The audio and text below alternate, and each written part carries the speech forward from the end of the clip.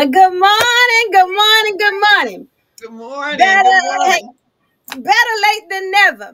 Oh, Hello yes. and welcome to the Tea Time, where we have live discussion about things that affect our lives on Saturday morning, 9 a.m. Central Standard Time. Thank you for joining us. Sorry we're late, but as always, there's some hiccup with technical issues, and the good thing I want to let you know, we won. Yeah. You can see Yes. us on the show, and we're glad you're here. My name is Dr. Tonie Anderson-Steele, and I am your host for today's show. Alongside me is part two of Miss Bessie Houser Hunter. She and I are friends now. We're actually in love with one another. I so appreciate her in her spirit, and I tell her, last time I saw her, I told her I love her, which is what we should all do when we love somebody. Tell them that we love them while they're alive and living. And so Amen. I am glad to be able to tell her that I love her and everyone else whom I love. Today, Miss Bessie, I'm just going to ask you how you're doing, and just tell us in a minute just the most important facts about yourself this morning as we move on to continue the second part about your book. I'm I'm doing well, and I pray everyone else that's tuned in is doing well. My name is Bessie Houser Hunter, and I am an original foot soldier of the civil rights movement in Selma, Alabama. I was born in 1945 in Selma, Alabama, and in 1965 I moved to Pensacola, Florida, and I was here for a couple of years, and I moved to Tuskegee. Then I moved back to Pensacola, Florida in 1969. And this is where I have resided since 1969. When I first came to Pensacola, Florida, I thought I was coming to the big city. And I thought I was escaping uh, segregation and coming where I could have more rights and privileges that I had learned that were mine to have during my teenage years. I had come into the knowledge of truth of who we were as a people of color, and that I was not allowed to live the full potential of who I was supposed to be at that time. Mm-hmm. And so when I came to Pensacola, I thought, I'm going to the big city, things are going to be better, and I got here and I was in a culture shock still because Pensacola showed me another side of segregation that was not enjoyable. I Right. At least in Selma, you had the activities of trying to close that gap of inequalities, but you came to Pensacola and there was nothing going on like what went on in Selma when you were there, right? absolutely not until Mm-hmm, later, a few years later, when mm-hmm, uh, Reverend Brooks and Reverend Matthews started the protest mm-hmm, started to protest the system of injustice for voting rights for people mm-hmm, of color here in mm-hmm. Pensacola, Florida. Did you But also join their campaign as you did in Selma, or you I gave up? did not. I did Mm-hmm, not. No. mm-hmm, mm-hmm. Do But you regret that, or is that you're feeling okay? I mean, do you regret that you didn't join in with I the? do. I do Mhm, regret it. But being new to the city and not knowing, I didn't grow up here, so I didn't know, many people here, and mhm. I was disappointed when I got here and realized that there was no change from the lifestyle that was exhibited in. I was not Mhm, interested mhm. in pursuing it at that time. Yes, ma'am. I understand. I So, new to the city, no one to connect the dots for you to join that band, and I you had been through enough trauma, as your book describes. It's a great book.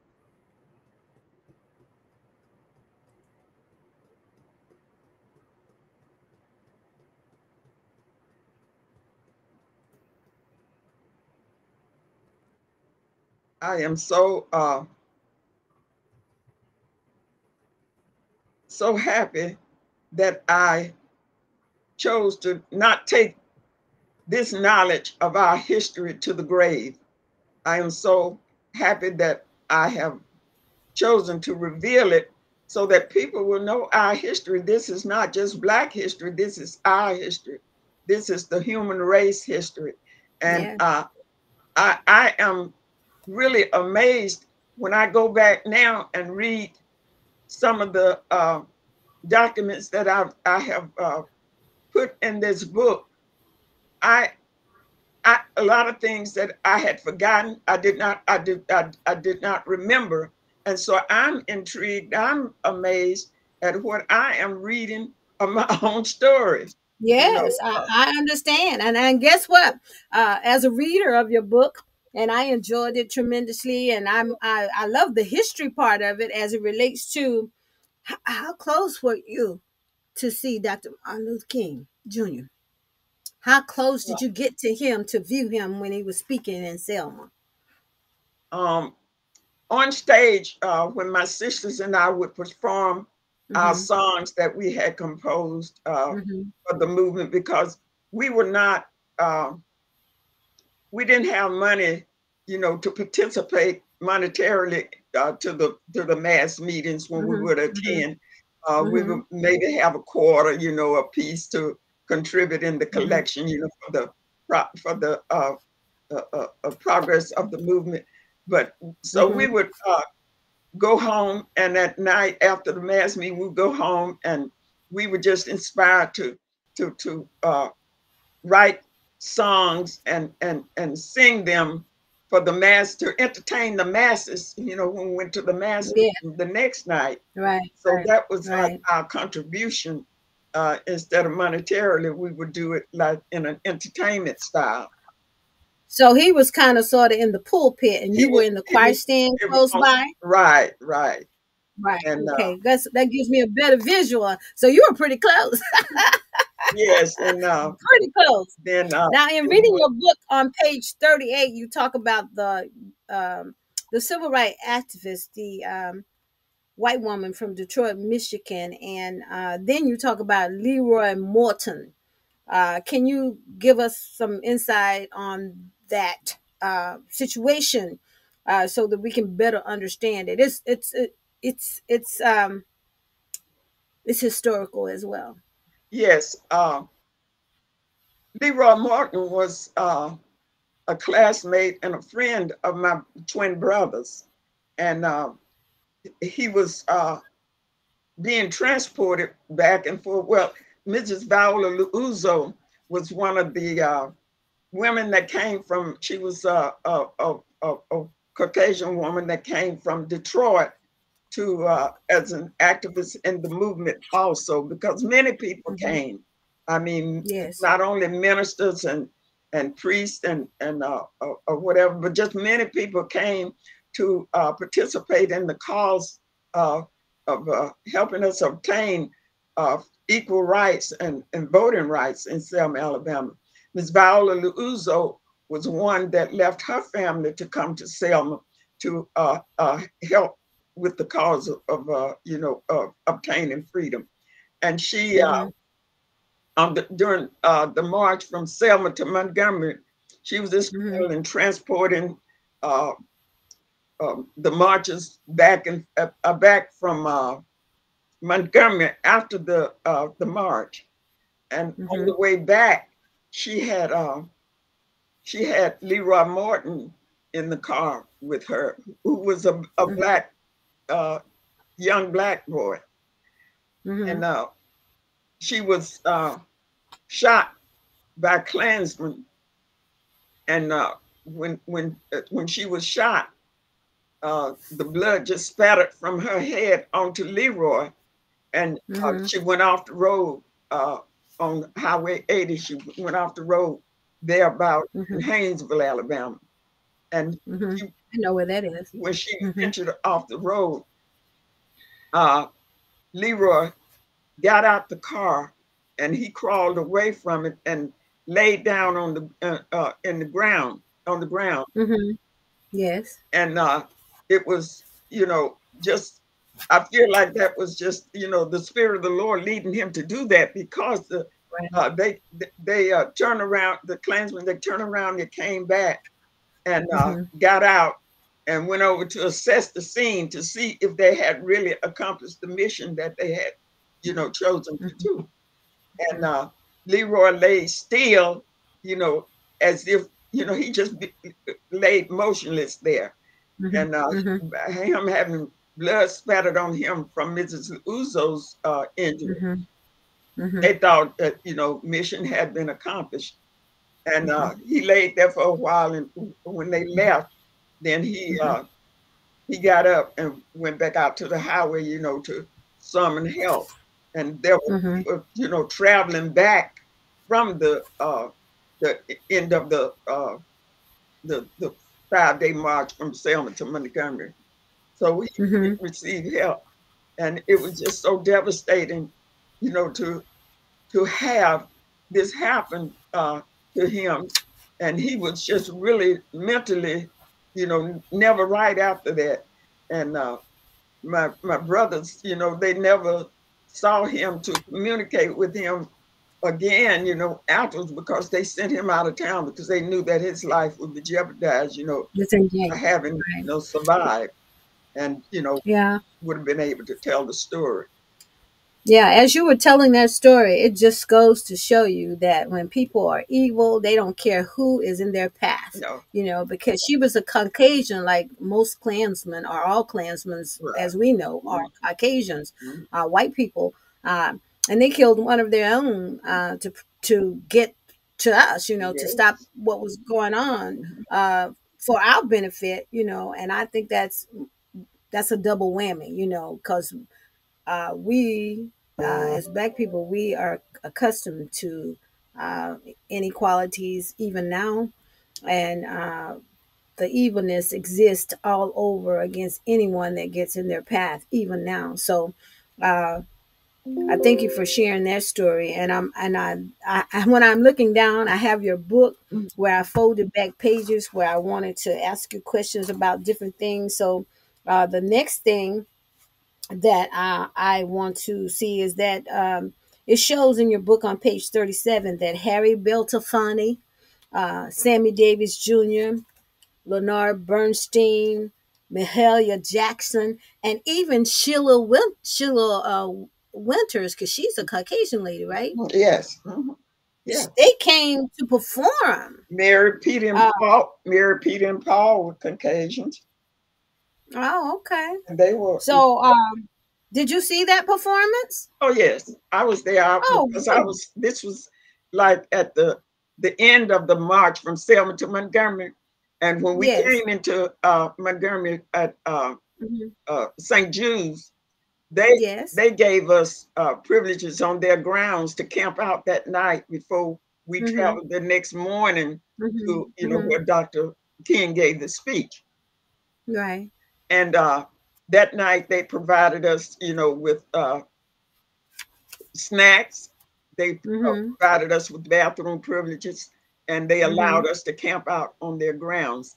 And they Hmm. also provided this little concert, like, Wow. with these celebrities, to Yes. entertain us that night, Yes. which was really Yeah. great because that was, a very hard journey, traveling from Selma to Montgomery, and it took pretty much 5 days to do that, Hmm. and under very Yes. inclement weather and uh, bad condition because we camped out in different pastures, along Hmm. the way. We had Hmm. we had air mattresses, we had tents, but everybody couldn't be under a tent, so we Hmm. had air mattresses, and Hmm. they were, ill inflated because they were just not, good. So you blow them Hmm. up, but a Hmm. few minutes after you laid on them, they were flat on the ground. And Oh, yes, uh, yes, yes. And so the interesting part on that, still on that same page 37, is that 25,000 people showed up but they closed it says here that the public facilities were closed to the marchers. Oh, yeah. And St. Jude's opened their doors. Right. Well, how rude is that to know people are coming and close? You know, look like that would have been a profitable time, profitable, I can get it out. But people could make their profits from the marchers if their business was open. Right. It's like a slap in the face per se. So then I move over to another page, and that's where we get to talk about the governor at that time, George Wallace. And I remember him vividly, and I remember all of the tomfoolery and what he declared that was going to happen and not happen. And I understand here that a school was started and named after him in Selma, right? Yes. That's Is that before or after? Is that before? That was years after. When he was in the wheelchair, had been named in his honor, because you know, in latter years, after all of his encounters, you know, he was shot. Yes, and, I remember. He was paralyzed. Became paralyzed. Yes. Yeah, and he fell ill. But the ironic thing about all of that is the Black people that were attending him were the ones he trusted the Blacks to take care of him. You know, when he fell ill and you know, and disabled, that was who he trusted to take care of him. So and then in later years, a junior college was named in his honor in Selma, Alabama, George C. Wallace Community College. And I had, two of my sisters attended that college, and my daughter attended that college also for a short while. Okay. Well, wonderful. Now let's get to the songs, and they're in the back of the book. They start you and your sisters wrote these songs. Yeah, we okay. Yeah, we wrote these songs. we did. We sung a lot of congregational songs, you know, that everybody knew, like "We Shall Overcome" and yes. you know, those songs. But then yes, lift every voice and sing. I saw in here. Yeah, we wrote songs. You sung lift every voice. Yes, to entertain the masses. And so we said, you know, one of them was "Lord, Make Me a Blessing." And then we had another, "Oh Freedom, Come Right Now." And "Every Fight for Freedom is easy." Did you sing these songs a cappella, or did one of you play the piano or something? We sung a cappella. A cappella. Okay. Yes. And everyone enjoyed your music, right? Oh yes. Oh yes. They looked. So it was four. So you have you four sisters, right, singing? Right. And four sisters. I was the fourth. Okay. Wonderful. Yes. Well, the songs are in the book on page 103, 104, and then also on page 109. We talked briefly about this last week about Jimmie Lee Jackson. They actually featured you in the news. Let me see, a newspaper article. The Sun. Right there. I'm a Sun. Yeah. Yeah, you featured in a newspaper article because it states, the title of it is "Children of the Movement." Bessie Houser held civil rights victim Jimmie Lee Jackson's hand as he died. Now, what was the promise you made to him on his deathbed, on Jimmie Lee Jackson's deathbed? He revealed to me that he knew who shot him, but he would not say it at that particular time because he did not want his family's lives to be in jeopardy. He knew that they would retaliate against his family if he, you know, had told who had shot him. And it was like 40 some years before there was a confession made by this state trooper that, you know, he did shoot Jimmie Lee Jackson.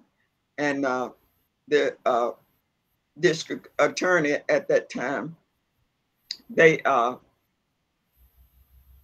I think they gave him 6 years, you know, for his crime. And then he said that he was sick, you know, and got less time than 6 years, you know, that he spent for that crime. But it was given people that knew about it and cared about Jimmie Lee Jackson, it was giving them some closure as to what, you know, had gone on and who had shot him all those, you know, years that they did not know. You know, it was still in limbo as to who shot him. Right. But, I understand. So just one last fact that I think is there's a lot of facts now in the book that are very interesting, but there's one last one because my dad subscribed to, when we were coming up, he subscribed to the Jet and the Ebony magazines. And, you know, Jet used to come out weekly, and Ebony magazine, I think it came out monthly. Yeah. But tell us the history from Selma as it relates to Mr. Johnson, who actually started publishing the Jet and the Ebony magazine and Glamour Flare. Was it Glamour Flare? Fashion Fair. Fashion Fair. That's it. Fashion Fair. Yes. Tell us a little bit about that, and then I'm gonna leave you alone about your book. I do want you to know before she closes out with this that this book is available on Kindle and on Amazon for you to purchase. How much is it, Miss Houser? Your book? $12.99. $12.99 for the book, and I think it's like $7 on Kindle. Yeah, if you don't want to read it, buy it for a young person so that they can recognize the struggle, because we're still in the struggle. Okay, so share it and just so we can feel sort of closer to why we need to protect our civil rights. You know, young people are so far removed from the struggle, so this book tells them a little bit of the struggle, the civil rights struggle, so that they can visualize it and become closer to the cause, because we still need them to be activists even today. Okay, so Miss Bessie, tell me about Dr. Walker. Yes, Dr. Walker. Dr. Walker was our neighbor. He lived across the street from me. There were 3 Black doctors in Selma, Alabama, but they did not have the privilege to work in the you know, to serve in the white hospital, which was only one there at that particular time. So they would do house calls. That was mostly, you know, what they did. And there was an infirmary there called Burial Hospital, but a Burial Infirmary. And it was mostly for older people and crippled and disabled people. But anyway, Dr. Walker lived across the street from me. He was he delivered all of my siblings, including 2 sets of twins for my mother. It was $25 at that particular time for delivery and 2 follow-up visits. So for the twins, that was $50. Dr. Walker was not always paid in cash. You know, back then people were paying with chickens, vegetables, or whatever, you know, they could come up with. My father was an auto mechanic, so he would some of his payments for the birth of his children was with servicing Dr. Walker's car. Dr. Walker was the father of Eunice Walker, who was the wife of John Johnson, who published the Ebony and the Jet magazine, and she also went on to do the Fashion Fair thing, and also towards the end of her life, she also had YMCA erected in Selma, Alabama, for the wonderful.